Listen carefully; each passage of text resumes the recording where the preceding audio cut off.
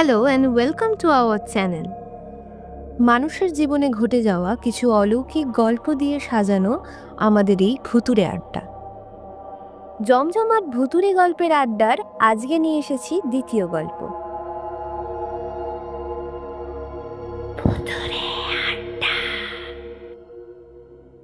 আজকের গল্পটা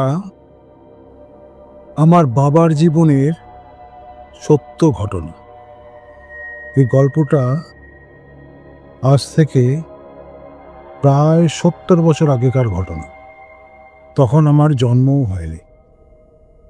আমরা থাকতাম বর্ধমান ডিস্ট্রিক্টের বেলগড়ে বলে একটা গ্রামে। আমার বাবা, আমার মা, আমার দাদার ওখানেই জন্ম।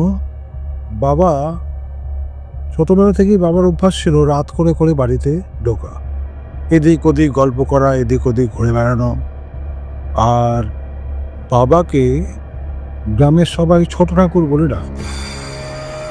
তা একদিন এক ঘটনা, আমাদের ওখানে আমাদের জমি যে চাষ করত ভক্ত ঘোষ বলে একজন লোক, তার বাড়িতে বাবা গল্প করছে।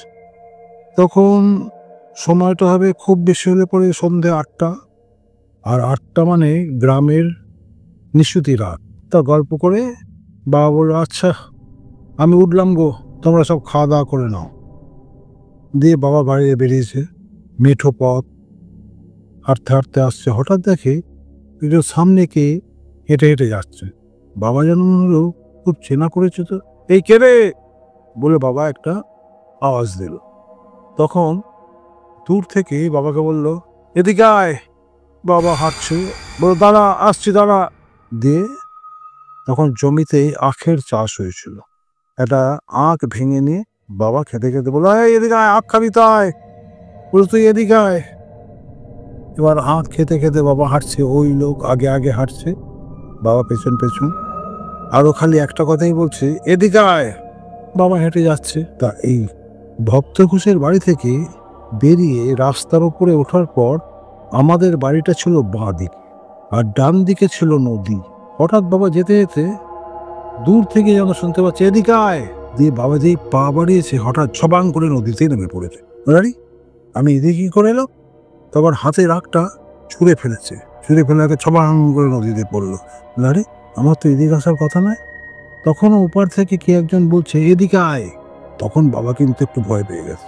দিয়ে বাবা উঠে আসার পর মাটিতে কুঁড়িয়ে করা থাকে ধান ফান পাহারা দেওয়ার জন্যে খড়ের চালা মতন করে রেখে, তার থেকে একটা কঞ্চি বের করে নিয়ে মনে সাহস আনার জন্যে দুমদাম করে তার উপরে পেটাতে আরম্ভ করলো। এই কে রে? হ্যাঁ, এদিকে আয় দেখি। বলে এনারা মনের সাহস জোগাড় করল।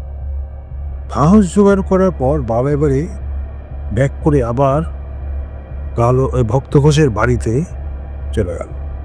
চলে গিয়ে বললো, আরে ভক্ত ঘোষ, জানো আজকে আবার এরকম হলো কেন? তখন ভক্ত ঘোষের মা যিনি ছিলেন, তাকে সবাই বলতো দিদিনী। তা দিদিনী বলে, এই ভক্ত ওতে একটা কাজ কর, ছোট ঠাকুরকে লণ্ঠনটা নিয়ে বাড়ি এগিয়ে দেওয়া তো। দিয়ে ভক্ত ঘোষ বাবাকে নিয়ে লণ্ঠন নিয়ে বাড়িতে পৌঁছে দিল। তা বাড়ি যেতে যেতে বাবা জিজ্ঞেস করছে, আচ্ছা এরকম হলো কেন? বলো তো, আমার তো এরকম কখনো হয় না, কোনোদিনও হয় না। বলো ও কিছু না, ও তোমার ভুল হয়েছিল, দোষ ও নিয়ে চিন্তা করো না, চলো তো ঠাকুর তুমি বাড়ি চলো। দিয়ে বাড়িতে পৌঁছে বাবা বললো মাকে যে, শোনো একটা কাপড় দাও তো। মা বললো কেন? বলে দাও না, একটা কাপড় দাও। মা কাপড় দিয়েছে। বাবা জামা কাপড়গুলো খুলে মাটিতে ফেলে রেখে কাপড়টা পরে ঘরে ঢুকে গেছে। দিয়ে বলে, জানো আজকে আমার এরকম হলো। তা কি ব্যাপার? এরকম তো কখনো হয় না। তা কাজ করো, আমাদের রান্নাঘরটা ছিল আবার ঘরের থেকে একটু দূরে।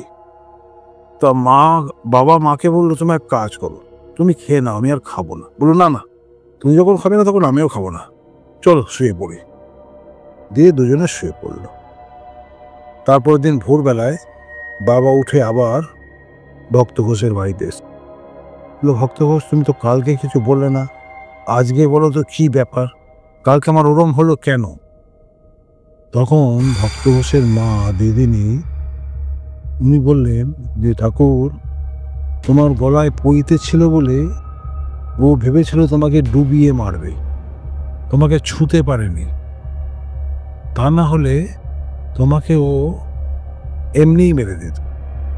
ওই যে মাদার গাছটা আছে, ওই মাদার গাছে একটা চাঁড়াল গলায় ধরে দিয়েছিল, আজ থেকে 12-13 বছর আগে।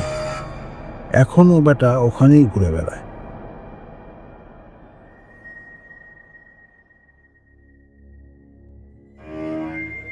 এরম অজস্র আরও অলৌকিক এবং ভৌতিক গল্প শুনতে আমাদের চ্যানেলটি অবশ্যই সাবস্ক্রাইব করুন।